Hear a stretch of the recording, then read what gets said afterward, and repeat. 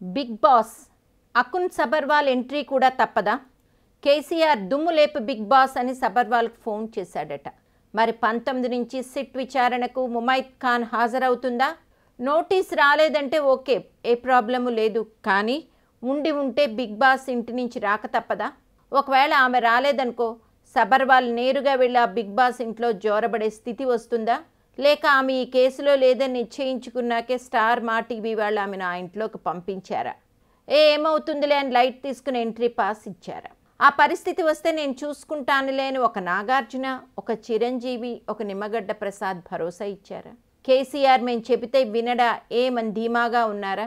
సరే, ముమైత్ ఖాన్ సంగతి పక్కన పెడదాం. బిగ్ బాస్ షో ఆసక్తికరంగా ప్రారంభమైంది. ఇతర భాషల్లో గడువు ఎంతో గానీ తెలుగులో మటుకు 70 రోజుల వ్యవధి ఖరారు చేశారు. 16 మంది హౌస్ మేట్స్ పేర్లు కూడా వెల్లడైపోయాయి. గాయకులు, నటులు, దర్శకులు అంతా సినిమా పరిశ్రమకు సంబంధించిన వారే. గాయని మధుప్రియ, టీవీ ప్రెజెంటర్ కత్తి కార్తిక మాత్రమే భిన్నంగా కనిపిస్తున్నారు. మిగతా వారంతా ఏదో రకంగా సినిమాకు లింక్ ఉన్నవారే. ప్లస్ టీవీలతోనూ పరిచయం ఉన్న సెలబ్రిటీలే. కాంబినేషన్ ఎంపిక బాగుంది. అర్చన, సమీర్, ముమైత్ ఖాన్, మధుప్రియ, నరసింహాచారి అలియా సంపూర్ణేష్ బాబు, మహేష్, కత్తి, జ్యోతి, సింగర్ కల్పన ఒక్కతి ఎందుకో ఆ టీంలో ఆడ్గా అనిపిస్తుంది. ఎందుకో మరి. కత్తి కార్తిక, శివబాలాజీ, హరితేజ, ఆదర్శ్, కమెడియన్ ధనరాజ్, ఒక పొడుగు నటుడు. ఇది టీం.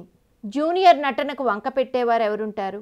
ఒక టీవీ రియాలిటీ హోస్ట్గా సూపర్బ్గా కనిపించాడు. ఒక హౌస్ మేట్తో మాట్లాడే విధానం కృత్రిమంగా కాకుండా సహజంగా మాట్లాడుతూ ప్రారంభ షోను రక్తి కట్టించాడు.